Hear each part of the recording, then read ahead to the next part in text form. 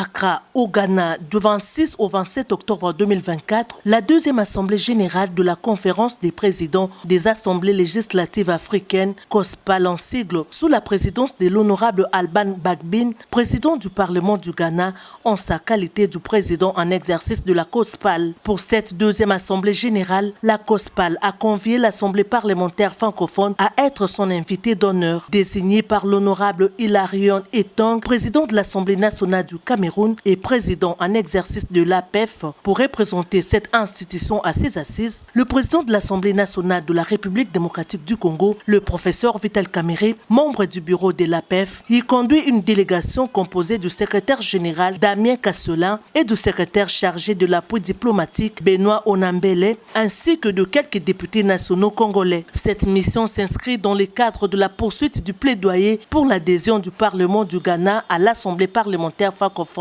après l'adhésion de la République du Ghana à l'Organisation internationale de la francophonie lors du 19e sommet tenu du 4 au 5 octobre 2024 à Paris.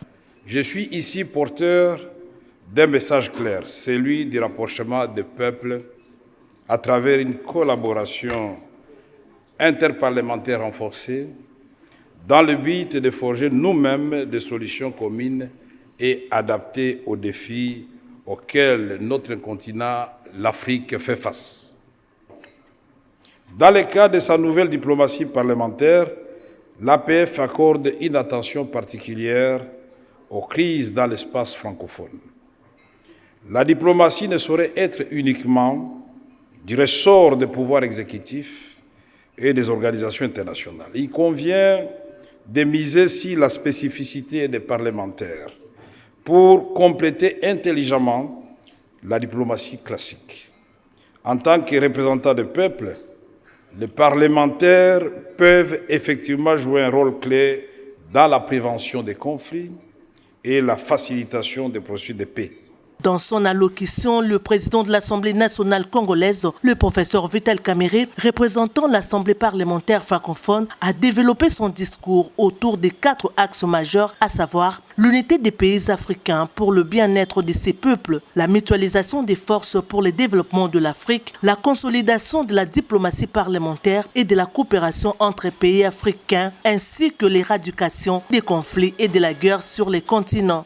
Au moment où je prends la parole devant vous, mon pays vit un véritable désastre humanitaire dans sa partie est, où l'on enregistre des morts et des déplacements massifs des populations. Dans la quasi-indifférence des pays frères d'Afrique et du reste du monde. L'Afrique doit aimer l'Afrique. Les armes doivent se taire sur l'ensemble du continent africain. L'Afrique doit se concerter avec l'Afrique et élaborer une vision commune du développement intégral de notre continent. Destination du futur, nous devons écrire notre propre histoire et coopérer d'égal à égal avec le reste du monde. Si ce conflit qui n'a que trop duré et dont l'onde des dévastations se propagent au-delà des frontières des pays directement concernés, nous sommes tous mis au défi. Il est indéniable que pacifier les Grands Lacs, c'est donner un coup d'accélérateur au développement de l'Afrique et au recul de la pauvreté. Nous devons en effet nous rendre aussi au chevet de nos frères et sœurs burkinabés, Maliens, Nigériens qui payent un lourd tribut du terrorisme importé d'ailleurs. C'est ça l'Afrique que nous voulons, solidaire avec elle-même et collaborant avec le reste du monde. Peu avant le début de ces assises, le professeur Vital Kamerhe, en compagnie du secrétaire général de la francophonie, Damien Kasselin, a eu un tête-à-tête avec le président du Parlement du Ghana, l'honorable Alban Bagbin, accompagné de son premier vice-président et de son prédécesseur. Notons que la conférence des présidents de l'Assemblée législative africaine, COSPAL, a été créée en 2020 lors de la première assemblée générale tenue à Abuja, au Nigeria. Elle regroupe les présidents en exercice et les anciens présidents des parlements législatifs africains.